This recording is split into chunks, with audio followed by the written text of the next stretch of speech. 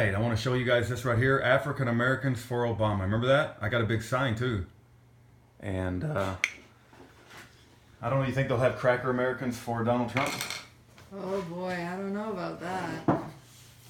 So you just got back from vacation, babe. I'm so glad to have you back. I missed you so much. It's good to be back, and I'm glad you didn't cut your hair. You spent some time in Playa del Carmen. Was it a fun place to be? Yeah. Yeah? I highly recommend Playa del Carmen. It's just south of Cancun, and wow, is it ever great there. It was 80 degrees yesterday. Yeah. Well, I missed you, and I'm glad you're back. And they say absence makes the heart grow fonder, and I don't know how that's possible, but I did miss you, and I'm glad you're back in one piece. I'm glad to be back. All right. Well, we wanted to do a video on the Second Amendment and how important that is to us. And as you guys may know, in Texas, they just recently passed the open carry law, and my babe has been carrying her pink pistol in various grocery stores and whatnot. And believe it or not, I don't think, got shot in Texas since the first of the year. No, it's no big deal. Nobody cares. Nobody cares, but we're very glad that it's moving in the right direction. And I tell you, I'm very concerned with this Justice Scalia, if I pronounce that right. And we all know that I believe that Sandy Hook was one big false flag to take our guns. And I think that the zionist elite people of the world that run the Federal Reserve, their number one agenda is to take our guns. And I think they've made several attempts at that over the past few years, and Sandy Hook being one of them.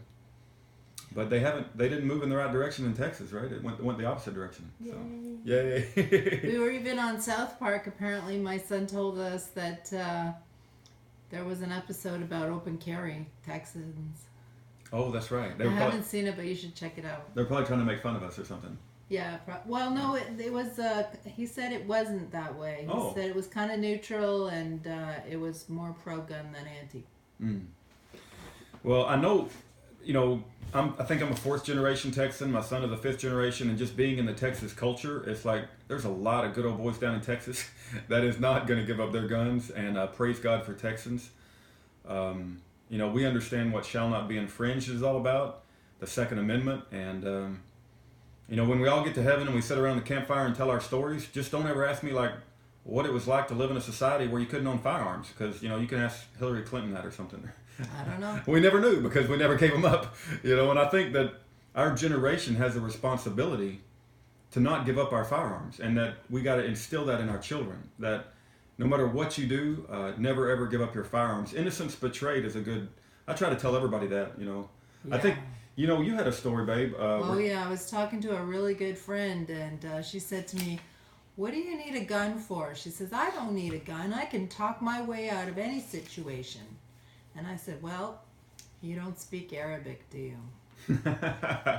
Yeah, these people who think they can talk their way out of any situation, they just, what's, if it was real, and who knows, naive. It's very naive. It's very naive. But remember that situation in Europe where some guy just cut a guy's head off right in broad daylight in Europe? Now, I don't even know what's real nowadays, because I don't believe half the stuff the news is telling us anyway, but you can't talk your way out of every situation. Sometimes you actually got to defend yourself, and the girls have to level the playing field. Right. It's like God made us all equal, but Smith and Wesson kind of leveled everything out. So, anyway, no, I said that wrong, didn't I? God made us all different. God made us all different, but Smith and Wesson leveled everything out.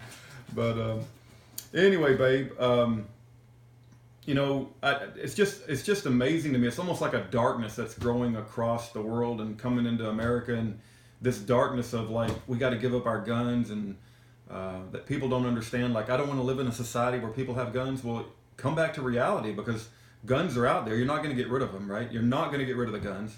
And if you make it a law to turn in your guns, only the lawful, legal citizens will turn in their guns, and all the bad guys will have them. And so then you make sitting ducks of, the good, honest, law-abiding citizens. So that's right.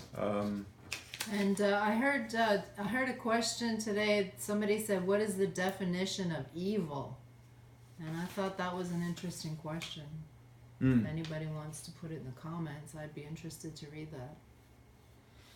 I don't know. That's anything that's not godly, anything that is not biblical, anything that goes against Jesus Christ, I guess. That's a good question. What is your definition of evil? Some people don't believe evil exists. I certainly do believe that evil exists. There's a book I wanted to mention to you guys, and a friend of by the name of Gerald told me. It's called 200 Years Together, and I'm probably not gonna pronounce his name right, but it's written by a guy by the name of Alexander Solzhenitsyn. Solzhenitsyn. Okay, hopefully I'm pronouncing that right. But if you look up 200 Years Together, it's a really, really good book of like the Jewish history in Russia. And David Duke talks about Alexander Solzhenitsyn from time to time. And, I'm reminded of the Federal Reserve. I don't know if you guys remember, but there was a clip of like a congressman asking, I think it was Ben Bernanke, like, what did you do with the $2.2 trillion and who did you give it to? And I would like the list, right? And Ben Bernanke says, no, I'm not going to give you the list. It's like he just took $2.2 trillion from the American people. We know they make it out of thin air, but still. And he gave it to his buddies in European banks and all over the world. And he's not even going to provide like a list to Congress who he gave the money to.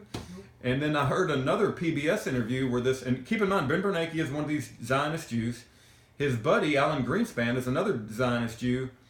And he was being interviewed on PBS. And the PBS interviewer asked him, what does he think the relationship should be between the Federal Reserve and the spokesman for the Federal Reserve? What's the name of you remember, what's the guy's name? Alan Greenspan. He has a particular title. I can't seem to remember the name of it. But Chief.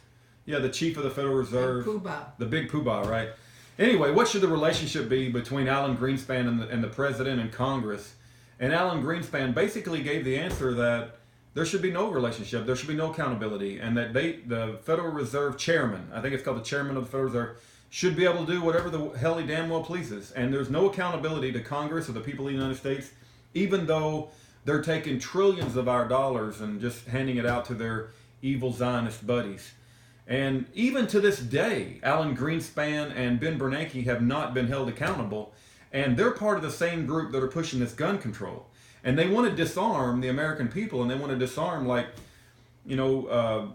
us, mainly because they know how mad we'll get once we figure out what they've done, right? And they're robbing and pillaging and bankrupting and destroying morally and ethically and, every other way you can imagine the moral fabric of this country. And I'm sorry that people's moral fabric have gotten so low that you don't feel safe when public have guns, but I guarantee you it's much, much less safe when only the tyrannical government has guns. If you let them only be the ones that have guns, it's all over with. I mean, it's just slave city. And look up the word democide. Right. DEMOCIDE. Yes, that's right. That's the most dangerous force in the history of mankind, and that's death by government. And we can't let these Zionist Jews take away our guns. That just simply will not happen as long as I'm alive. And I know there's a lot of folks in Texas that feel the same way, my babe being one of them. And I'm proud of you for wearing your gun in the grocery store, babe. Yeah, my hat. And your hat, yes. You should see the look she get on her hat when she walks in our local grocery store. Maybe I should get my hair styled like that. Maybe so. Any other things you want to add, babe? You gonna keep your guns with me, and we're not ever gonna give up our guns, no matter who he puts in. First of all, you guys need to realize that so-called president is not our president, right? He's I consider this country being taken over by an illegal foreign coup, and that he is actively working to destroy the United States of America. So whoever he appoints, I don't give it any. He's not even a natural-born citizen. He's probably not an American citizen, and he certainly is not the president of the United States. And so, I don't recognize anything that he's doing or that who he appoints. But he dang sure ain't going to take our guns. Matter of fact, all his efforts have backfired in Texas. So praise God for Texas. So anyway, that's the gist of it, is don't ever give up your guns. Watch a YouTube video called Innocence Betrayed. Yeah. And if you're a woman, your best friend should be not only Jesus Christ, but a Smith & Wesson. That's right. Revolver. All right. Okay, everyone. Good night. Thanks for tuning in. Thanks for tuning in. We'll talk to you later. Bye. Bye-bye.